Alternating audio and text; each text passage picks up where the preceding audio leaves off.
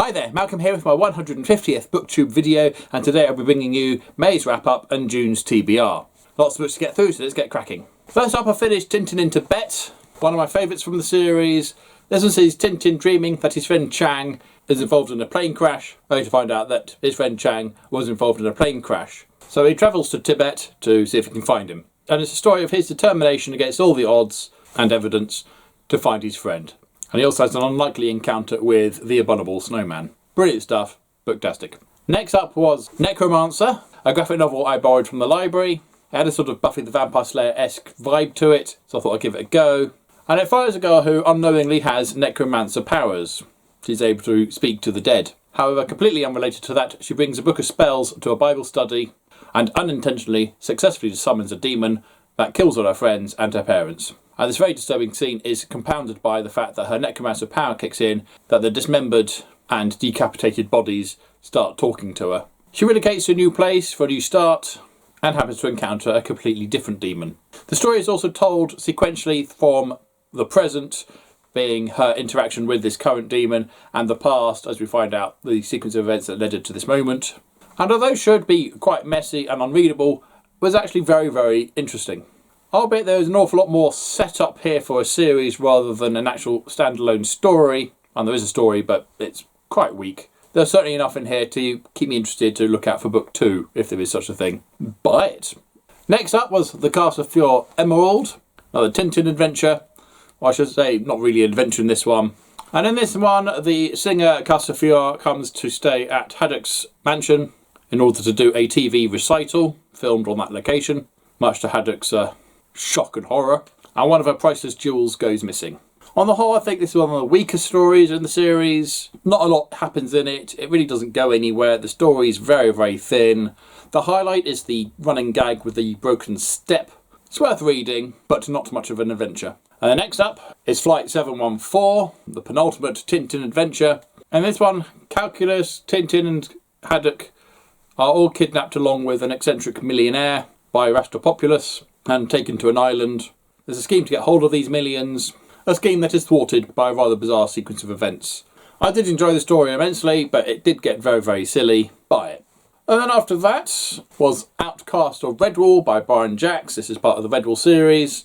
A book I was supposed to have finished the previous month, but these are really quite hard going to get through. Lots of dense text, full of descriptions of food, particularly. The story mostly follows the badger on the front, along with his kestrel friend, as they do battle against their common enemy, a ferret.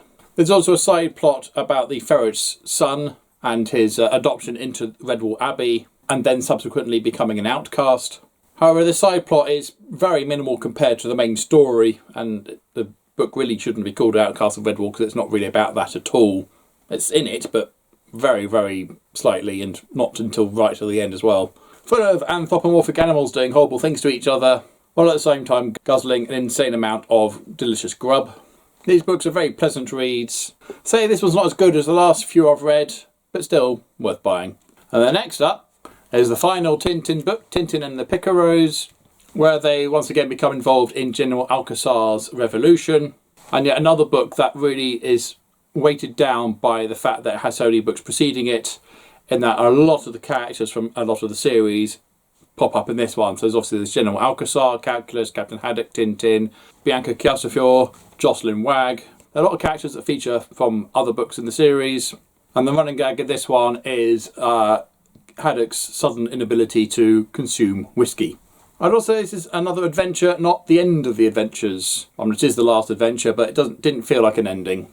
The series obviously just ended and that was it. But next up was Mickey 7 by Edward Ashton. This was my book of the month, and I did a separate video for that one, so I'll leave a link below so you can go check that out. So if you want to know what I thought of that. And then finally, I then read Buffy the Vampire Slayer, Here Be Monsters by Cameron Doki. And in this adventure, Buffy takes out a pair of vampire twins and then has to answer to their mother. That's pretty much the story. It was okay. It's worth reading. The gang are all there and they feel like who they're supposed to be, so there was that. But I didn't find this one particularly special in any way. So that was 8 books, totaling 1,247 pages. Not a great month. It does mean that I'm now 2,249 pages behind this time last year. So I've got a bit of catching up to do. So in this month, I'm going to try and read StarCraft 2 Flashpoint by Christie Golden. This is a book I was supposed to finish last month, but didn't. And this is an adventure that bridges the gap between two of the StarCraft 2 games, Wings of Liberty and Heart of the Swarm. Now, StarCraft is one of my favourite game story verses, and really enjoying reading the books from it. Unfortunately, this is my last book. And after that, I'll then move on to June's book of the month, which is God Emperor of Didcot. This is book 2 of the Isambard Smith Chronicles by Toby Frost. And in this one, the Ghast invaders try to undermine the British Empire by conquering their key tea-growing planet, the planet Urn of the Didcot system. So it's left to Captain Isambard Smith, his ex-sexbot pilot Carveth, and Surk, his best friend, who is an alien who likes to collect heads as trophies. So this is a great adventure on its own right, but also a brilliant parody of the British idealisms, many of which are still unfortunately alive and well today. I really enjoyed book 1, I laughed several times, so we'll see if this one is as funny. And then it's A Map of Days by Ransom Riggs. This is book 4 of the Miss Peregrine's Home for Peculiar Children series, and the beginning of a new adventure. And in this one, Jacob learns a little bit more about what his grandfather used to get up to and tries to follow suit. Clever storytelling surrounding old photographs of real events and people. This is actually quite a heavy book, I'm going to put it down. Next up is Serenity, the novelisation of the film of the same name by Keith R.A. DiCandido, based on the screenplay by Joss Whedon. And, you know, if you've seen the film, this is the novel of it. If you haven't seen the film, this is still the novel of it, which is you don't know what it's about. Go see the film, it's really good. In fact, go see the series Firefly first, and then go see the film. And then finally, it's Andy McDermott, Temple of the Gods. This is part of the Wild Chase series, where there's some sort of archaeological adventure with guns and chasing and explosions and more guns and more explosions and lots of death. And rather than being a standalone adventure, this looks like it's more of a continuation of the previous story, which was Empire of Gold. So, looking forward to reading that. It's quite a thick one though, but quite easy, quick read. I also read some graphic novels doing all that. So we finally finished the Expanse series of books. Okay, we've still got the short story collection Memories Legion to go, which I'm incidentally reading to my wife. We're about 4 stories in, really good. There's the graphic novel, The Expanse Origins, a little bit of behind the scenes look at to the main characters of the Rocinante and where they were before the beginning of the first book, but using the imagery from the TV show. So it's a short story collection really. I also got Invader Zim Volume 1. I absolutely love the cartoon series, so I thought I'd give the graphic novel a go, see if it is any good. I'm currently enjoying Ms. Marvel on Disney+. We're 2 episodes in, I think the 3rd one drops today, and here's the graphic novel of the same. Obviously this one came first, so it'll be interesting to know what they changed. I know they changed her powers a little bit, or a lot, but it'll be interesting to know what other things they changed between the book and the TV show. And the other day I spotted this in a charity shop, Jurassic Park The Lost World, the graphic novel, the official movie adaptation, which I think is quite hilarious because I read the original Lost World by Michael Crichton, then I saw The Lost World, the film, which is almost completely different.